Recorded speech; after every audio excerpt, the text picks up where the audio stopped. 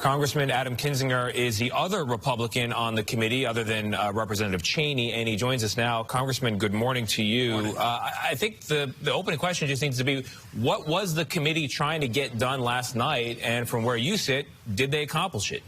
Well, I certainly think we accomplished it, and our goal was both to, it has been it's been over a year since the attack. It's easy to move on. We need to get to the bottom of it so as to remind people of the truth of what happened. There's so much lies and misinformation out there.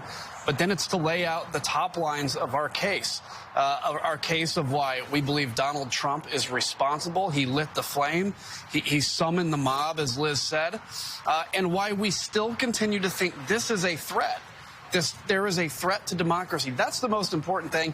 Even more than accountability out of this is for the American people to understand that this could still be a problem. Democracy is not safe unless we agree to follow a certain set of standards. I think we did that yesterday, and we're going to drill into that a lot more over the next couple of weeks. Well, Congressman, let me pick up on that because you're absolutely right.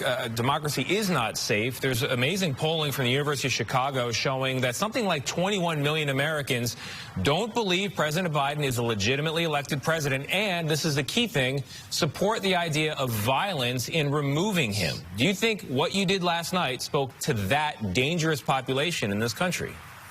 I don't know. And we'll see when this settles in. I think when we're through the hearings, what part of this part has soaked into that part of the population that has been protected from the truth, that has been abused and taken advantage of, fundraised off of based on a lie. They've been turned into a fearful population by people that they trust that lie to them. So we'll see if that changes that. What's most important to me at this moment is to make sure that the vast majority of Americans understand that the country's at threat. And eventually, look, history is going to point back. Liz said it well with her "your dishonor is forever" basically line. History is going to judge this time, and people are picking sides right now on what side of history they want to be judged on. Congressman, it's Vlad. Let me jump off on your comment there and Tony's question. There are many people in your party who are critical of this process. There are many people in the Republican Party who continue to this day to suggest that there was fraud in the 2020 election. And yet what we saw from Congresswoman Cheney is the fact that there have been members of former President Trump's party, officials, cabinet members who have all testified that they know that this was a lie, including the President of the United States, the then President of the United States himself. He knew that those allegations were that he was lying. What are your conclusions to draw on that? So this is something, again, we're going to flush out over the next few weeks. We know, but we want to present it in the right way. But I think it is so obvious. Look, if the president truly believed the election was stolen, he is not mentally capable of being president, because every piece of evidence shown to him, done by anybody that's serious besides wackos on the internet, said that the election was legitimate and that he was elected president. What we're going to see is how quickly a conspiracy on the internet ends up in his ears and attempted to be implemented. I think he didn't believe it. Look, I think Donald Trump is very mentally incapable of being president. But I think he knew that these were lies, but he was desperate for anything he could grasp to stay in power, because he can't lose.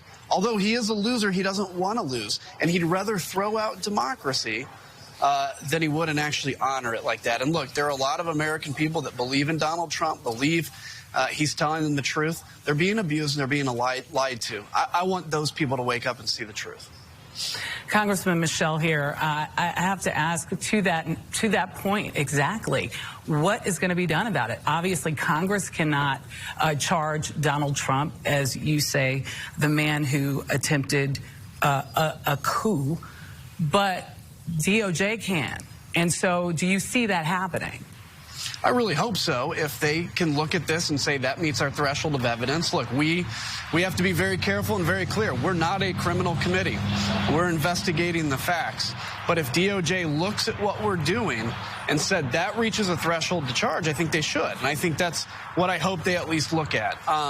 But the bottom line of this is, regardless of how many people's minds turn today or tomorrow, This is something where, you know, I have a 5-month-old boy now. His name's Christian. I want Christian, when he's in high school, to learn the truth about January 6th. And as of today, that's still up in the air because there's a lot of conspiracy theories out there that say it was the FBI or say it was Antifa or, God forbid, I mean, I was watching last night that video again as the hearing was going on. And I remember a member of Congress saying this was nothing more than a tourist visit.